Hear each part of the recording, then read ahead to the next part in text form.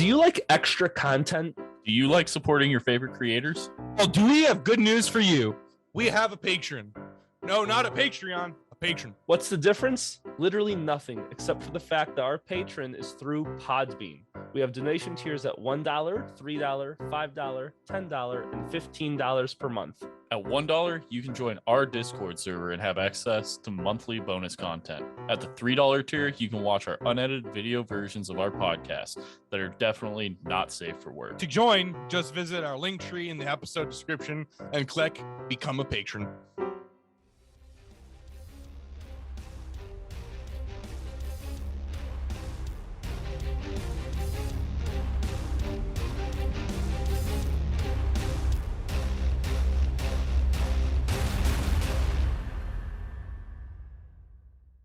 All right, and welcome everyone to this new episode of Drunken Jurors. I'm Jeff.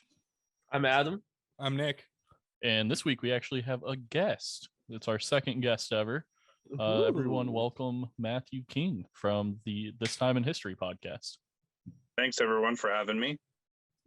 By the time this comes out, our episode on yours will come out. So yeah, Nick and I actually guested on an episode of This Time in History, so go check that out. Came out, what did you say, the 15th?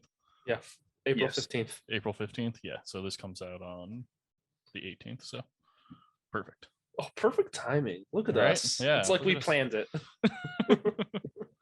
Yeah, so this week we're gonna be covering Allan Legere, right? That's how you pronounce it? Yeah, Legere. Linguini? Not Linguini. Yeah, I was gonna. Okay, I was gonna try and be as little insensitive to French as possible, but Like Adam's already- Italian is pretty close. Yeah. Yeah, this week I'm drinking a shitty Bud Light seltzer, and then I also have some Busch. Per usual. This week I'm drinking still more leftover Taskmaster. How? Oh, I still have 2 more containers of it. Why?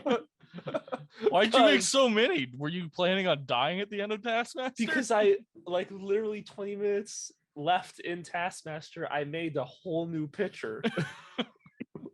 You're a fucking idiot. All right, Nick, what are you doing? I got myself some Bud Light. Oh, god damn it. I still have a case of that sitting in our living room. Unfortunately, it's warm. Still have that shit sitting in our living room. Yeah, if you're Matthew, if you're drinking anything, go ahead and tell them. If you're not, that's Well, also fun. I got to drive later, so I'm drinking the Pepsi Throwback. Oh, Every spring they release it, and you don't get it any other time of the year. I haven't seen that one in a while, actually. I'm a Pepsi guy, so I look for that. I don't know. The only soda I ever drink in Canada is blackberry soda because it's delicious and it's not in America. We also don't call it soda. It's just pop. Yeah, well, we'll talk about how you're wrong. I call it pop, Adam. Yeah, Yeah, it's you're also it's wrong. soda on the East Coast, and that's where I learned it from. So Disgusting. I lived in a lot of places, Matt. So All right. Well, for people who don't know who Allan Legere is, Linguini. yeah, Adam Linguini. Allan Linguini. His name's Legere. Adam Linguini now. Damn it. You've heard That's it your here name. first. Nope, it's your name now. Hi, it's Adam Linguini.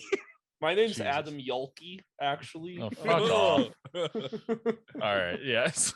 If you don't know who he was a serial killer in the 1980s up in Canada in fucking the city of I already forgot. Miramichi, New Brunswick. Miramichi. I'm gonna butcher that so many more times. Miramichi, New It Brunswick. sounds like it's being pronounced by someone with a wired jaw. It's like it sounds like someone who speaks French is trying to pronounce it with a wired jaw, like Miramichi. So my sources, because Adam and Nick didn't do anything, my sources are I watched Hey a there. documentary that was on YouTube. It's by Crime Stories. It's season 1, episode 1, The Monster of Miramichi, by Bill Courage and Richard Belzier. And then I also Every time have I hear it, I just think of Miramichi.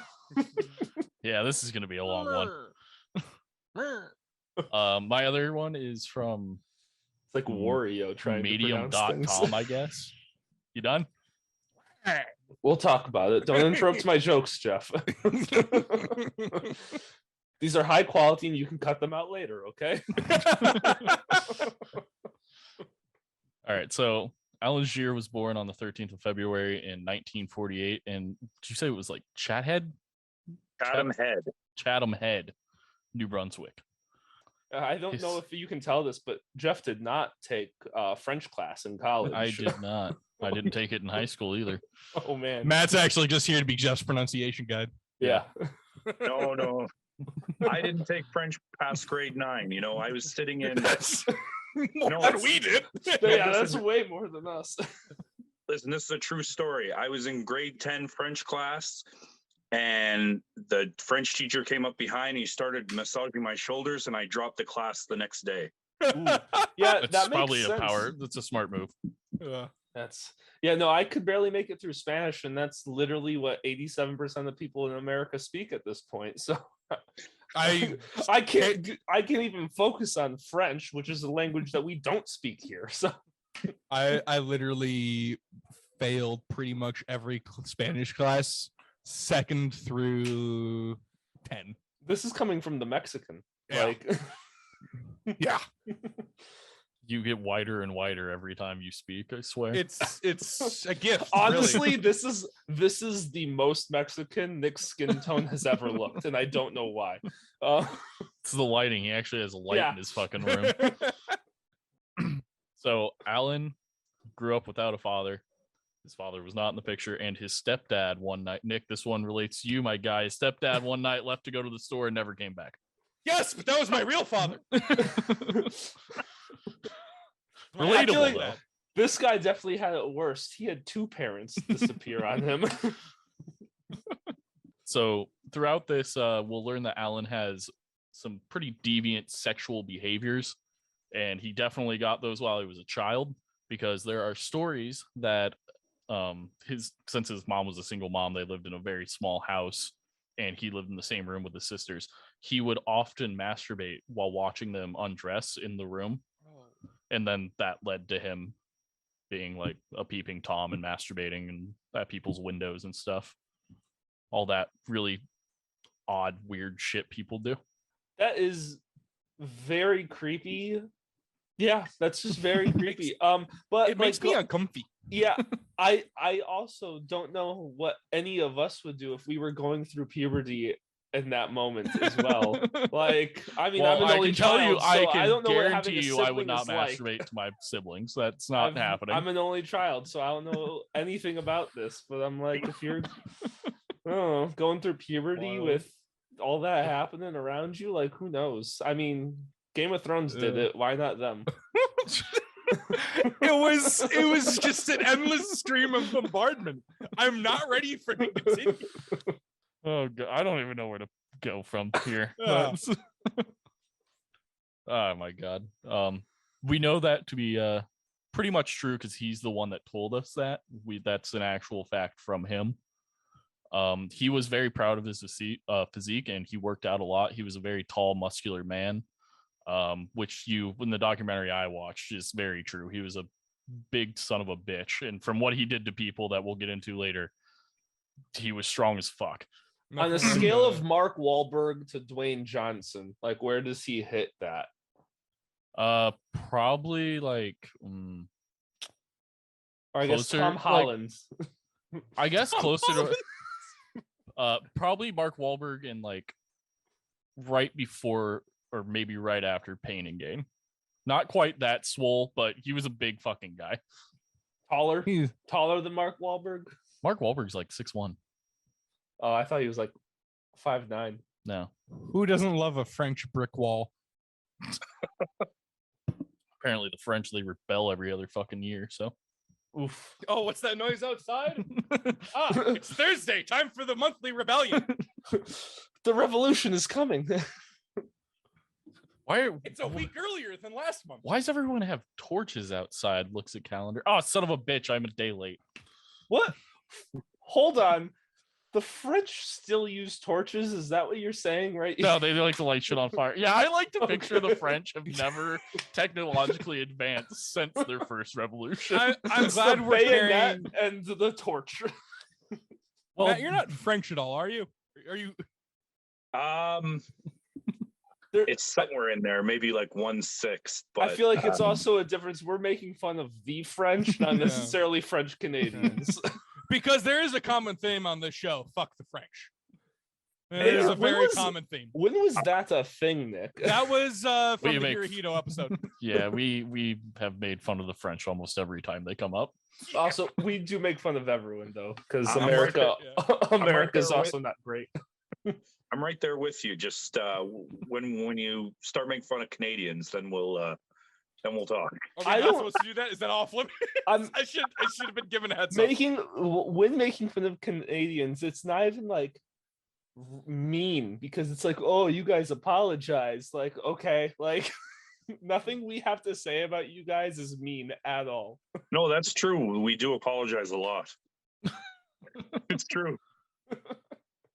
Your guys' is sorry is like our ope. Ooh, sorry, squeezing right past you there, and our gotta get by. It's the same thing. So Allan also had an obsession with religion. He often would use, or at one time, he ran into a church shirtless and proclaimed that he was the one true path to God. Who hasn't? I have no idea what age he was at this point. Who hasn't at some point? I have not. Oh, shit. This is a youth thing, Nick. Sorry, my Catholicism is showing. Yeah, I'll put that Cut away. shit- I'll cut put that away. shit My out, bad. Nick. Yeah, let me put that away real quick. And then in 1979, Allan got into trouble with the police for getting into a fist fight and then proceeding to stab a man in the face with a broken beer bottle and twisting it, almost completely removing the man's cheek. Ooh. And then he proceeded to pull out a knife on the police when they came to arrest him. Oh, that's bold. He was a very, very move, aggressive Cotton. man. I don't know, Matthew. You want to tell us a little bit about the city? Kind of give us a vibe of what was going on in the area, or what it is, I guess. So I've never actually been to Miramichi. Bless you. My family grew up in Fredericton. My wife's family's from Miramichi, and my co-host, he actually lived through the Allan Legere mess because his family's from Miramichi as well. All I can recall are the stories that he's told me, which with the timeline, it's not the right time. Maybe a little bit later, but Yeah. It's a lot of people used to have their guns handy when he was around, especially when, we'll get into it later, but when he escaped. Yeah, well, I actually have a section in here to talk about that. From all I got, yes. I have a Just gonna make question. Noises. No, I was going to ask a question about just Canadian law enforcement in general. Okay. So do all areas rely exclusively on the RCMP for like actual crime enforcement, or No. do some areas actually have a municipal law enforcement that isn't just peacekeepers? Yeah, so like Toronto has their own police force, and a lot of cities in Toronto have their own police force. I know Quebec has their own. I think Montreal has their own police force. Ottawa has their own police force. The bigger cities do. The smaller cities, like New Brunswick, there's not really a, Moncton's a big city, but New Brunswick almost entirely relies on the RCMP, specifically because we're talking about Miramichi. So I know that like down east, even like Nova Scotia, PEI, Newfoundland, they all rely on mostly on RCMP. To give everyone a little bit of an geographical idea, Miramichi is it's on the eastern side of Canada. It's right off. I don't think it's on, but it's pretty close to the Atlantic, isn't it? Because I know that it's known for its fishing because of the river that runs through. Yes. Yeah. So it's on the eastern side of Canada. That's the best I can give you. But yeah, like I said, it was known for its fishing. That was like a really big like tourist thing for them. What state is it above, Jeff? I don't know, probably fucking Vermont. Maine. Maine? Maine? Oh, that far. There we go. Okay. There we go. That's how we'll align ourselves. Okay, so for the people that don't know where the fuck Maine is. Yeah, for those 2 Brazilian listeners that we have, and the South Korean, the current population of Maine is 2 people and a moose. So the Maine, that's half as much as Canada. The main fishing that goes on there is like lobsters, like really big there. There's a season where you're allowed to fish, but you have to wait. If you go in early, you can actually get in pretty big trouble. And then there's like a cutoff point. I'm not exactly sure when it is, because when my co-host talks about New Brunswick, most of the time I just stop listening. But there's a time limit. There's a start date and a stop date, and you can't go before and you can't go after, or you'll get in big trouble. But the lobster that they do catch, they make a lot of money. So I mean, that's a main. When the fishermen aren't fishing, they spend the rest of the year on EI. That's what I'm told. Like 2-3 months of work, and then you spend the rest of the year on EI. They call it pogey for some reason. I don't know what that means. So yeah, looking at it on a map, it literally is where the Atlantic goes into the river. So there you go. Yet again, if you're listening to this, you have internet connection, go fucking Google it. Unless Figure it out yourself. you're in Brazil and maybe you don't have internet. How the fuck were they listening to us? I don't know. Brazil's developed. They download us from their local library and listen. I don't know. Developed country. So I don't know. I've never been. the start of Allan Legere's big crime started in 1986, specifically in May of 1986. John and Mary Glendenning were at their house after they closed their grocery store, which from what I picked up, I guess their house was right next door to it, or like off the back of it or something. So yeah, they just got done closing, and then 3 men just randomly burst into their fucking house. So those 3 men were Allan Legere, Todd Machette, and Scott Curtis. They proceeded to rob them and then just kill them, just beat the ever-living shit out of them. That's it? Okay. Oh no. All right. I don't Definitely know. thought something I don't more know. was Did gonna happen he? there. I don't think he raped them at the. Nope, they were sexually assaulted.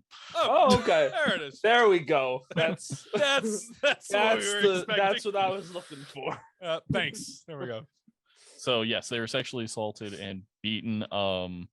John died like then and there. Mary actually was taken to the hospital and was alive, but I believe she died pretty much on scene right when she got there, from what I read or watched. After the attack, the police arrested all 3 of the men, and Allan Legere seemed to be the very obvious leader of them, because he was, from what I heard and read, he's surprisingly charming. And he's actually one of the serial killers that's extremely intelligent. Like, he was pretty smart, even though his crimes were very, like, they're just fucking dark and brutal as hell. Yeah, just Savage. absolute. Yeah, when we get to the last one, it is fucking brutal. Yeah, they found him pretty quickly and arrested him. At this point, Allan had already had a history of burglary and assaults. And yeah, I mean, he goes to prison. So end of subject, guys. That's it. Well, All thank right, you for cool. coming out. Do you hate to see it? Or to Drunken Jurors? God fucking damn It's it. either of the 2. Yeah, really. So in January of 1987, the 3 men were convicted and sent to prison. On May 3rd, 1989, Allan was escorted to a specialist for an ear infection he had, because Canada's way fucking nicer than the US is. What would happen? What would happen if that happened in the U.S. if a inmate's like, I got an ear infection? Oh, Yeah, there's like probably. a prison infirmary. Yeah, There's yeah. an infirmary that, depending on the prison and the state, like depending on a whole bunch of factors, it And will the prisoner, and the prisoner. Not really. No. Well, also, a prison infirmary Manson was is Manson kind was of in the like, hospital when he died, wasn't Yeah, he? I mean, so for an ear infection, they'd send you to the infirmary. If Yeah. like you just got your throat slit by another inmate, they're sending you to the infirmary, patching you up, and then sending you to a hospital.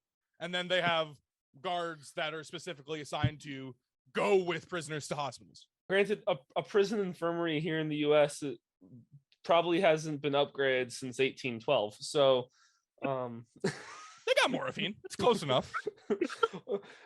Can morphine fix it? Can penicillin fix it? Then I don't know. I feel like that's a pretty good healthcare. Well, Nick, I'm going to be real honest with you. If morphine can't fix it, I'm dying either way because I will die from penicillin. So that's fair. Well, they got like the whatever the opposite of penicillin. What the fuck is the opposite? Do you mean poison? Because penicillin would be the thing that you give to someone to help them. The opposite of helping an alternative to penicillin. An alternative. Jeff, there we go. Penicillin is poison to me. I don't think you are. It's poison to me too, Adam. You're not special. Is it amoxicillin? Is that what? Yeah, amoxicillin's the other one. Yes. Yes. Throw a Z-Pack at him and fucking tell him to go home. Yeah, you know what? Fuck it. Give him morphine. Hit him with an EpiPen also, just for extra cause. Cover all your bases. Yeah.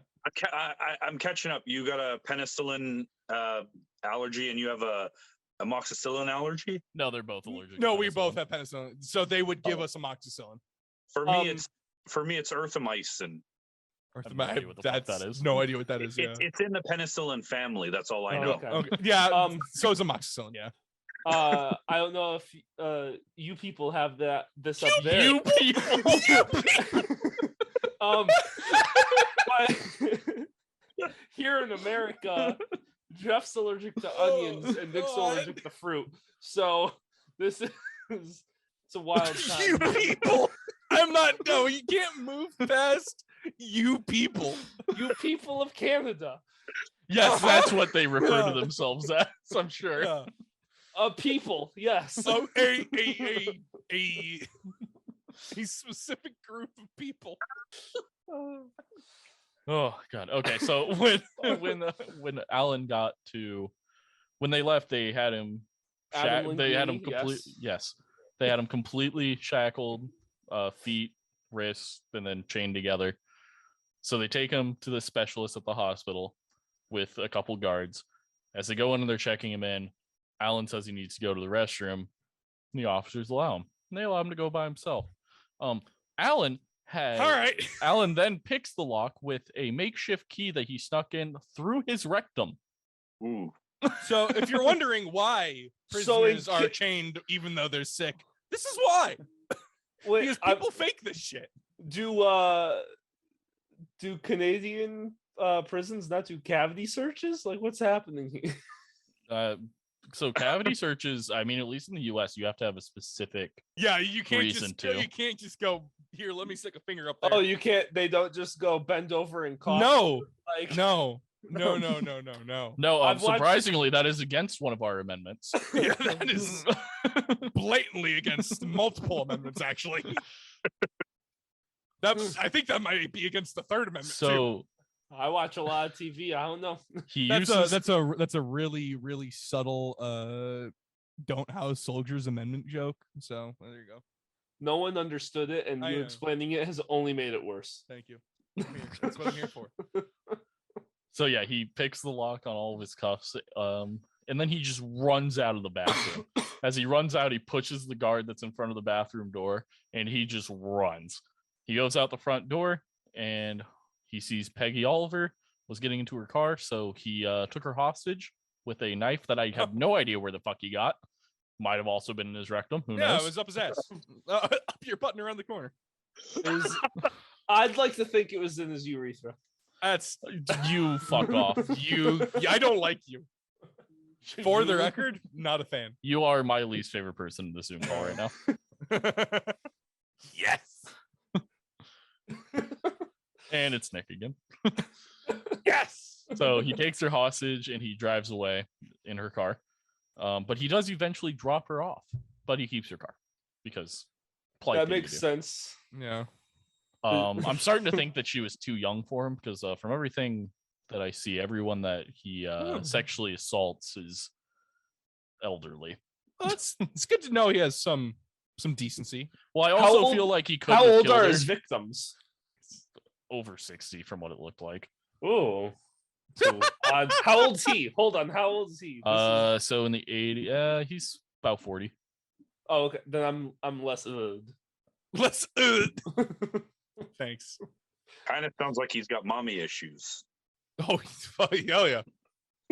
So the reason I think he like let her go is because with him escaping and immediately killing someone is going to be awful. Because he's like, one, he probably doesn't even know where he's going yet. He just ran.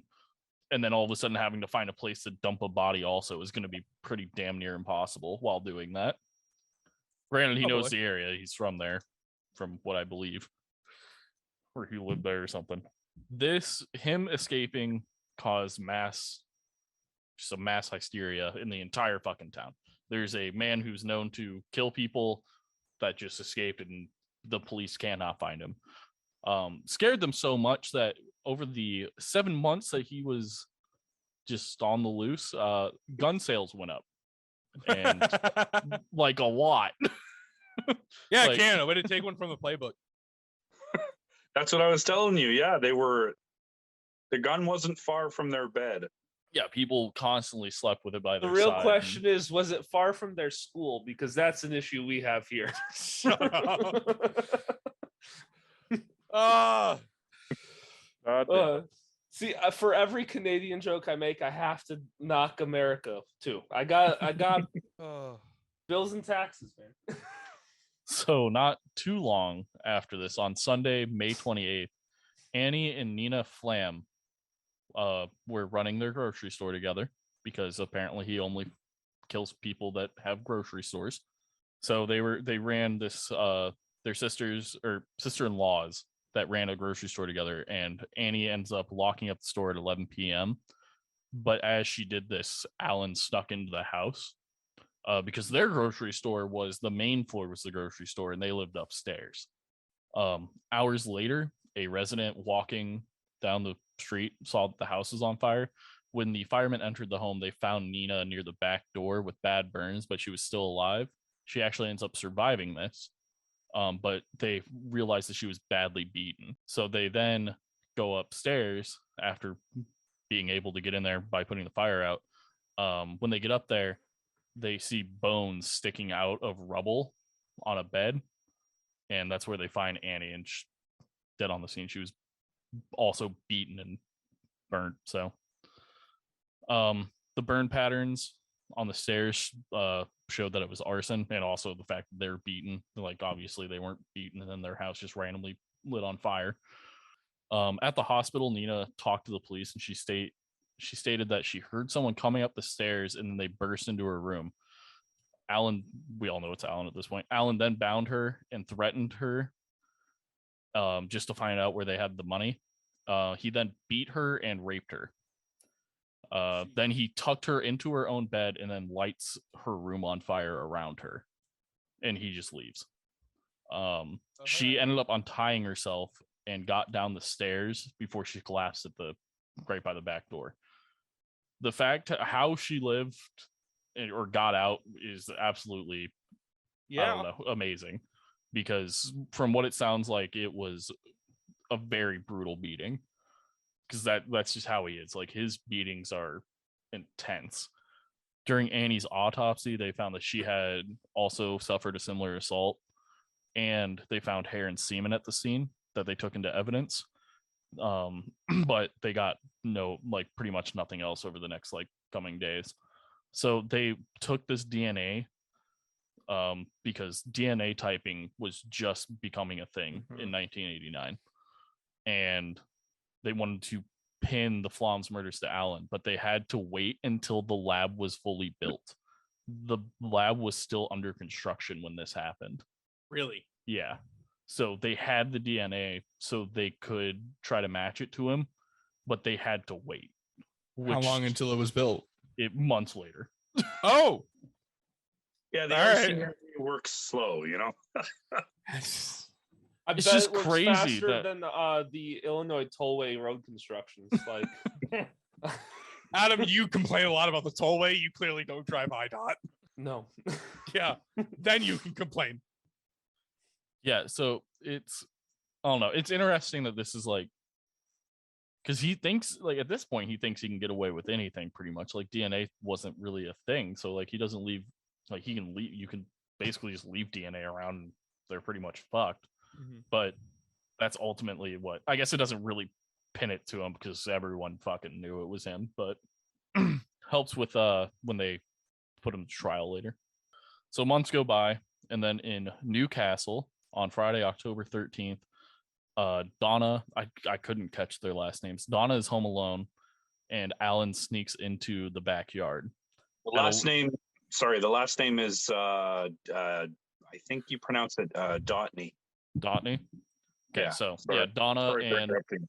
no, you're fine. No, interrupt as much as you want. Yeah, really. Jeff's used to it. Yeah, I'll edit around it. Probably not, but so Donna and Linda were sisters that lived together. And at 11:30, Linda arrived home, but as she was walking up to the house, Allan jumped out and hit her in the face. The next morning, when firemen arrived, because the house was on fire, they found both of them upstairs in the bedroom dead, and they also appeared to have been assaulted. I didn't find as much information on this one. So I don't know if you have any information, go ahead and throw it in there. But I didn't get much information about their beatings or their assault or anything. That was really about all I picked up. Yeah, that's about what I've got. Yeah, I don't know. I just couldn't find anything more on that one. But in November is when they finally put DNA testing. Like the lab was completed, and they put the hair and semen through it, and it was in fact Allan. So that ruled out the other suspect, which was another escapee that happened because there were two at around the same time. So that ruled out the other one, and it completely 100 just pinned it on Allan. So now they're still just, what really was confusing to me was how he lived there for so long without ever being caught, with everyone being so paranoid about him. But later, from what I saw in the documentary, Richard Ramirez was out for fucking years. Yeah, everyone knew about him. But like, apparently he lost like 40 to 50 pounds after he escaped because he was living in the woods, like just scraping by. It's fair. But sadly, there was a fourth murder, and this is probably going to be the one that we talk about the most because it's the one that had the most detail because the house wasn't burnt down. So the fourth murder was of Father James Smith, and it happened on a night in November. They found him because he was supposed to do a service or a mass, and he didn't show up. Everyone knew him as a very punctual guy, and by 7:15 he hadn't arrived. So they sent two people from the congregation, went over to the house next door where he lived, and while looking through the window into the kitchen, they just saw a bunch of blood, stuff thrown around, like the table knocked over, and just blood like everywhere. So they call the police.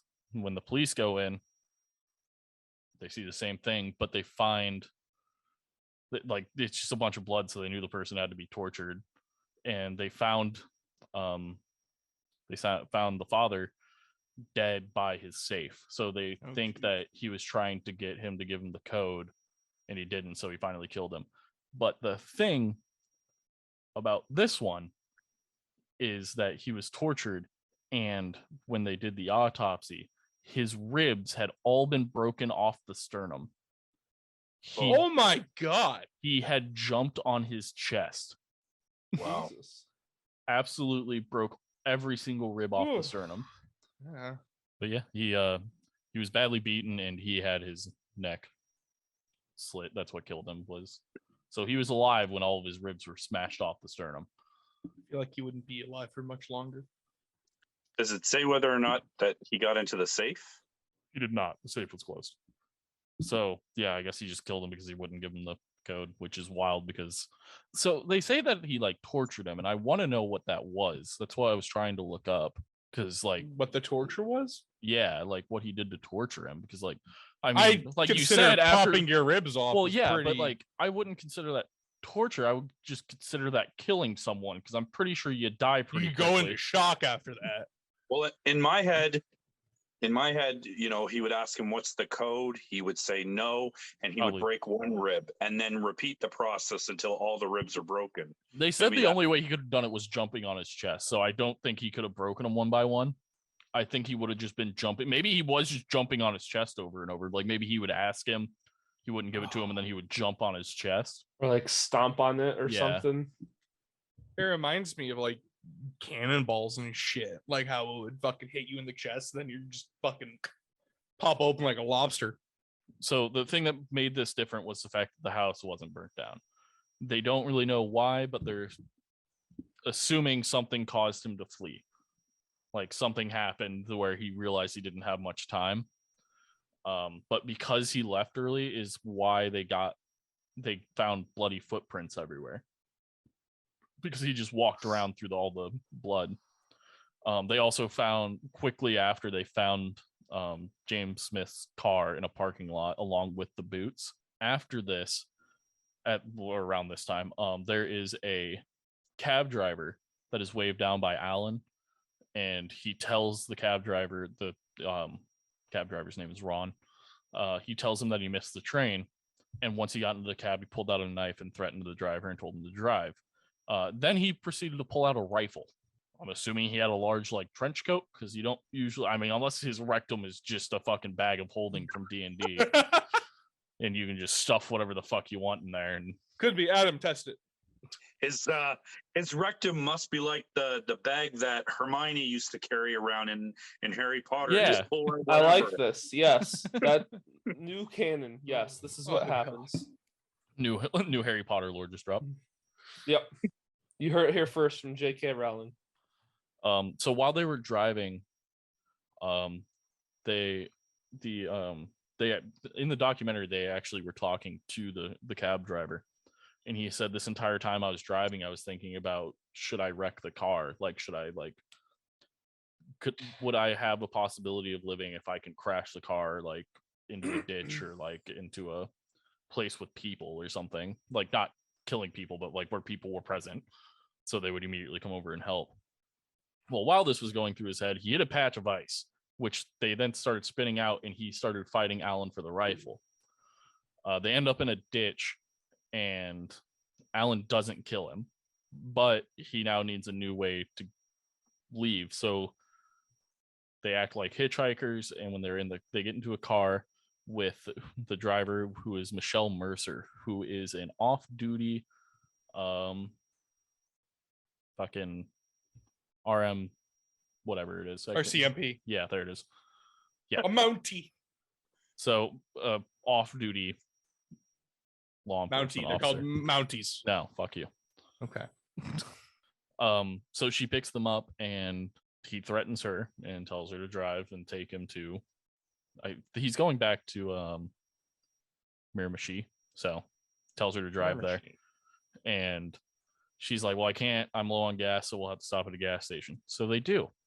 Allan took her keys, got out, and pumped the gas himself. During this time, she turned to Ron, who's in the back seat, and is like, I have a spare set of keys. Do you want me to try to drive off? He agrees. So Allan has to go inside to pay. The second he walks through the door, she turns on the car and they flee. So they flee. Allan's left stranded. So what's he do? Takes a fucking truck driver hostage.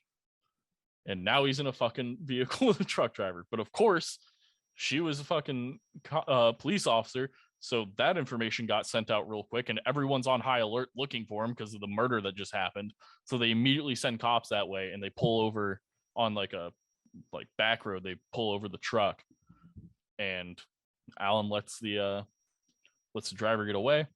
Driver leaves, and they go up to Allan. Allan surrenders, and they arrest him. And I didn't get into the part about the trial. So if you know anything about the trial, please go ahead and feel free to let it go. Because I believe this is the first case in Canada where DNA evidence was used to convict someone instead of exonerate them. That's pretty much the only thing from the trial I got. Well, I'm just looking up a little bit here, and it says that he was convicted on charges pertaining to his escape and sentenced to an additional 9 years. his trial for the murders began with an indictment in November of that year. So I'm thinking, based on what it's saying here, that his charges for the escape and his charges for the murders, there were separate trials. That's as much as I know. Yeah, so it was 2 separate trials. I actually just got it pulled up. So yes, he got convicted for another 9 years for escaping, and then he got convicted at his other trial for the murders. He got convicted of 4 counts of first-degree murder, and it took them just 3 hours of deliberation. And this is, in fact, the first case in Canadian history where the prosecution was based almost entirely on forensic and DNA evidence. Yes. He was sentenced to life in prison without the possibility of parole for at least 25 years, and then sent to a maximum security prison in Quebec, in Saint-Anne-des-Plaines? I don't know what the fuck it is. Oh God. I think you're wrong, Jeff. Oh, probably. He's not correcting me, so I'm taking it as correct. I'm not going to say it. I'm not going to, but it's also referred to as the shoe. If that makes it easier. It's Italy. Adam, it's Linguini. Adam Linguini. But then in 2015, he was transferred to a maximum security prison in Alberta. His manhunt was one of the largest ever in Canadian history, and to this day, even at 70 years old or over 70 years old, he is still considered an escape risk. So that's a fun thing. But in August of 2020, he's because he's eligible for parole now, so he applied for day parole. Now, oh yeah, hold on. When I looked up his name. No, you're fine. Go ahead. No, go ahead. No, that's perfect because we're actually probably going to get into that right now. So he applied for day parole, and it says here that although the parole board notice does not guarantee that he will be granted the parole, because he's always been denied. So the fuck am I trying to say? Sorry. He's eligible, but he keeps getting denied. Same with Paul Bernardo. He's eligible, but he keeps getting denied. Well, I just pulled up a CBC article about one of his paroles, and he was asking why he can't be forgiven. And the parole board member replied with, "Your risk is not manageable. The victim harm is still felt to this day, and you have a number of outstanding issues." I like how they classify them as issues. Mm-hmm. And his latest parole denial was actually January 13th of 2021. So yeah, he apparently doesn't consider himself violent. He is also what he told the parole board. Must be nice. But he also says that he was present, but he wasn't the only one. And he was found guilty, but they don't have it right. He says that he didn't commit 2 of the kills, 2 of the murders, which is bullshit because they found DNA and semen evidence at both the sisters' murders. Like the Floms and the other ones I, for the life of me, can never remember the last name of. Maybe he's got a twin. Maybe. He doesn't, but maybe. Maybe it's his long-lost stepfather. Yeah. Ooh, hey, stranger things have happened. Maybe it's Nick's long. Yeah, maybe father. it's my dad. Dad. So something that you wanted to kind of hit on, and we can hit on now since we've kind of pretty much wrapped up the case, is that Canada doesn't have capital punishment. And for something like this, if it happened in fucking Texas, that man would have died. Oh yeah. Texas. Fuck. In Ohio it would have happened. Yeah, so in the US, he most likely, depending on where he committed the crimes, he would have been killed for it, most likely. But yeah, whatever you wanted to say about it, we can have a little discussion about it. Nick and I are both, I'm pretty sure, both pro capital punishment. Well, generally, because I was raised in Canada, from Canada, I always grew up not believing, I guess, in capital punishment. So, but the years go by, you get older, and I will admit that even though that it would have to be the right person at the right time, and there are people that I would make an exception for Allan Legere is definitely one of them. Paul Bernardo's another. They're so lucky that they're Canadian and that they committed their crimes in Canada. Because like you said, if they were in the U.S., they'd have been killed. It depends where in the U.S., but yeah. Yeah. One of the, So how many states still have it? Like, I'd have to effort that, but I mean, it's not. It's hold on. I can look that up. I got it. Go ahead. Keep saying what you're saying. So one thing to keep in mind, granted, it hasn't happened.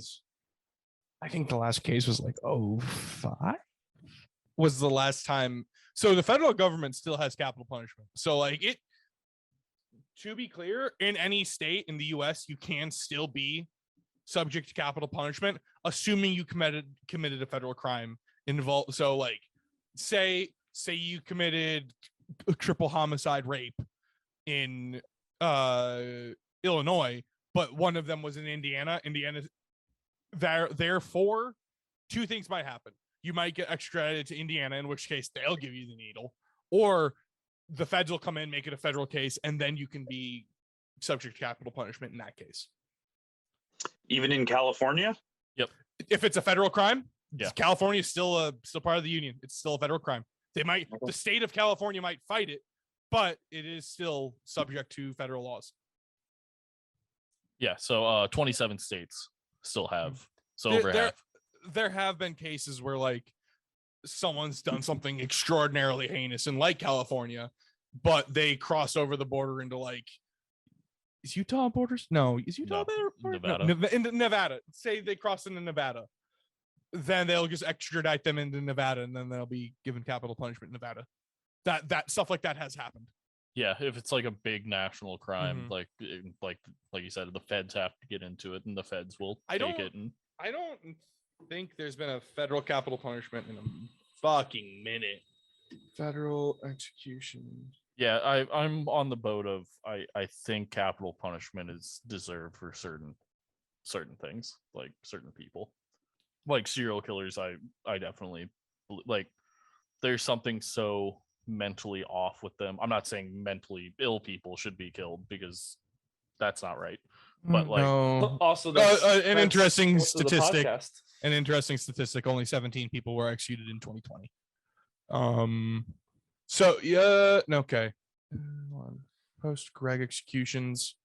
But I think that there is like with serial killers, because they have their brain is made up to be a sociopath or psychopath. Like they're not going to lose those traits since 1963. This is non-military executions. Since 1963, 16 people have been executed by the federal government. The most recent one was January 16th, 2021. Murdered three women in Paxitol refugee research refuge. He murdered three women in Maryland. I think it was a wildlife refuge. Okay. So or if it's committed on federal land. So like if it's federal land, it's federal jurisdiction. Therefore, they're subject to federal laws and federal punishments. So for example, then why didn't Manson get the needle?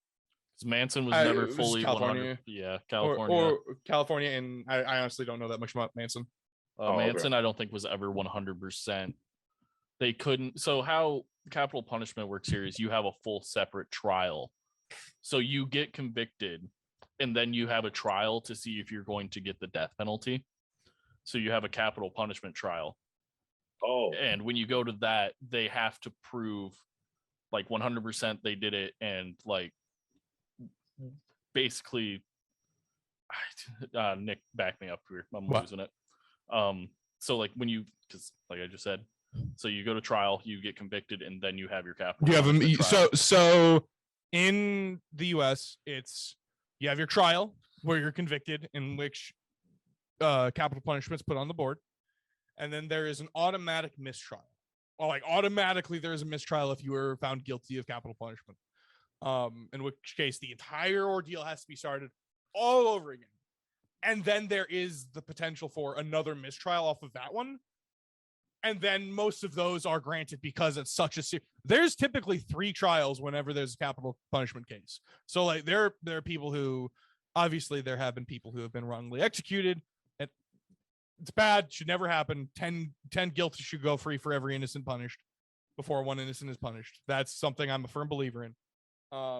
But it's very rare because there's 3 different trials with 3 different juries. Yeah, because one of them is the one that different judges in 3 different venues. I was gonna say they also the third one is like appointed to you after you're convicted.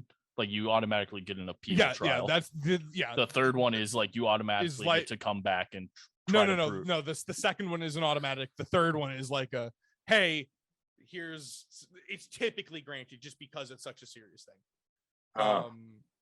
But in those cases, nowadays there has to be DNA evidence, there has to be eyewitness accounts, there have to be photographic evidence, physical evidence. There's got to be so many fucking things in order to get through the first trial, and everything needs to be done legally by the books, to the law. All the warrants need to be valid, all of the seizures need to be valid, all of these things need to be valid. But if done properly, the United States judicial system is very good at weeding out false cases. If done right, though. If done properly. 95% of the time it is. And then you hear about the 5%. Wow. You hear about every one of the 5%, but 95% of the time everything goes how it's supposed to. And then you hear about the 5% for the next 2 years. It's usually because of one piece of shit dumbass. Yeah, it's usually who just went into the house without the warrant. Yeah, there's a cop so here's the thing. So like if the warrant is signed at 2:05 and the cop goes into the house at 2:00, everything on that search is now illegal. It's now inadmissible because the warrant was not signed. That's how stringent shit is. Wow. Yeah. All right, but with that is the end of our little recap of what Allan Legere did. Matt, thank you so much. Can you say the city one more time? I have to look at it. Mirror Machine. Mirror Machine. It's been in my head. Like I want to say it so bad, but I don't remember. I know it's like always there, but I have to look at it to make sure I get everything right. It's like the Amanda Bynes show. It's but Mirror Machine. Mario and Amanda Bynes combined. I'm happy now. So yeah, Matt, thank you so much for joining us. And go ahead, use this time, plug yourself away. Anything you want to say? I'm just glad you guys took a trip up north. Yeah, I think this is our first international one in a while. No, yeah, we've had a couple in a while. Ones. Yeah. I just want to say thank you for having me on. My podcast is called This Time in History. It's a mixture of history and shedding a light on social justice issues. Sensitive topics like suicide and domestic violence and sexual assault and CPS and homelessness. We want to try to end teenage suicide. There's way too much of it that's going on in this world, in every part of the world. We've done cases all the way in Australia. And we also do history as well. We've got some interesting things coming up. We're going to be starting the War of 1812 probably closer to the end of this year, and then going forward with the World War and the Roaring Twenties and so on and so forth. We're also starting a third. So we put through 3 episodes a week. One is a mini-sode, which is almost always on the sensitive subject of suicide.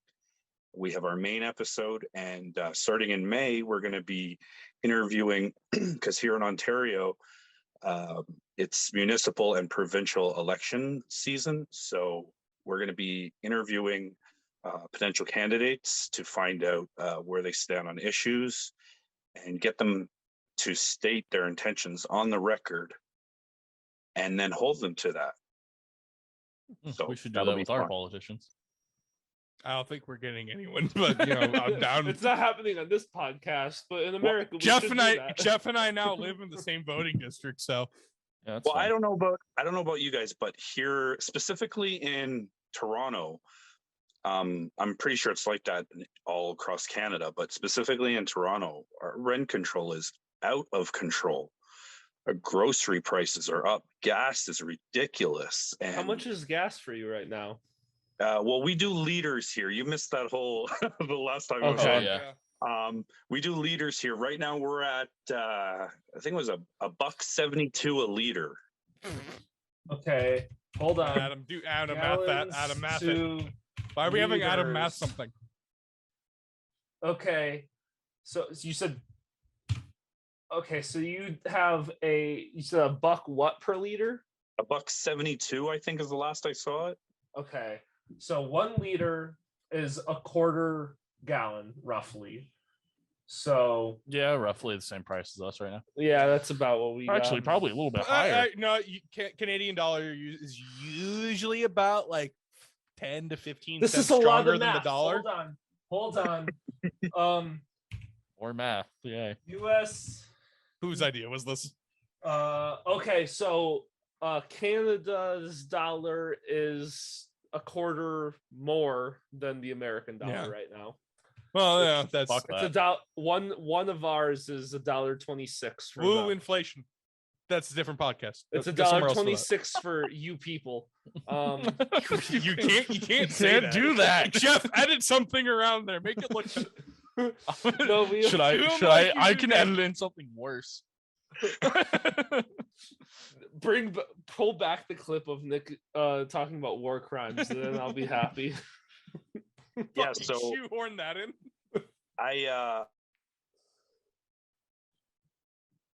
Oh, he froze. He froze. He Matt, froze if big. you can hear us, you've frozen. I'm frozen. Okay, Oh, there you go. Oh, Now you're okay. back. We didn't You're hear back. a word you said. Oh, I'm sorry. I don't know why that happened. No, I was just saying, like, when, Nope. we're never You gonna froze. hear about this. You froze right at the start of the sentence again. what about? Am I okay now? Yeah. You're good right now. Oh, okay. We'll see. No, it's just I just want to be able to, for the politicians, the candidates, to declare their intentions. We're gonna have one episode a week leading up right until the week before election season, so it's going to be great. You can find my podcast on Spotify. I'm on Google Podcasts. I'm on Amazon Music, Audible, and I'm trying to get on Apple, but it's a friggin' nightmare. I think it's because I'm Canadian. Yeah, Apple, I think, was one of the more difficult ones that we eventually got onto because we just went through a different site. But we had people do that for us. Yeah, so By people, he means me, but Yeah. you people. so Bring it back to that. thank you, because everyone. I'm allergic to penicillin. That's Yeah. the reason, right? Yeah, discrimination against that. Penicillin allergies. Yeah. All right, so thank you everyone for listening. If you go to our link down in the description, you can find our link tree. Click on it. It'll give you everywhere you can listen to the podcast. It'll give you all of our social medias, and the top link is become a patron. You click on that, it'll take you to the Podbean website, and then in the upper right-hand corner, become a patron. There we have different tiers. The $1 tier, you get into our Discord and our monthly movie podcast with Adam and I, where we watch a movie and Adam gives little tidbits of information because I don't watch movies. So it's getting me caught up on everything that everyone's already seen. But more fun. This month's is actually relating to Drunken Jurors. That sounds very interesting. It's this month for April. We're doing is it April or is it May? I don't even remember where we're at right now. It's May, isn't it? I think it's May. It's May. Wait, Well, what in did May. Hold on, This- because we I did. think What this was the is first Miracle. one? I think So this first- month is Miracle. The first one was A Knight's Tick, Tale, or Knight's and then Tale, Tick, then Tick, Tick Boom, Boom, and then Matrix. So May. Matrix, May is Miracle. then Miracle, and then 12 Angry Men is coming up. 12 Angry Men's coming up somewhere I in love here. that movie. I love that movie. The original, not the remake. Yeah, The yeah. black with and Henry- white one. Yeah, with Henry Fonda. I love that Yeah, movie. it's so good. I have a film degree, so I'm like trying to get Jeff to watch some of these movies that are, you know, of importance or I think are really good. So yeah. Yeah, It's a good so time. there you go. You Everyone get it at wants to listen to $1. it. Yeah, $1 a month, and you get the podcast. Outside of the free ones that we release 4 times a month. But they're not that one. So the $3 tier, you get the unedited videos, and going up from there, you get different stuff. If you do like $50 a month, maybe you'll see Nick's feed. Who knows? Yeah, but I don't think I signed up for that. With that, Nick, do the thing. New thing. There are. Oh. Do a new thing. Don't do the same old thing. It's been 3 years. Do something different. No. All right. No, not that. No. I'm gonna edit that in when Adam says "you people." Yes. Thank you, Nick. All right. Use that as like the bleep instead. Bleep out "you people" with that. Yeah. No, because it's gonna make it seem like you said the N-word or something. Oh, what else is new? All right. Goodbye, everyone.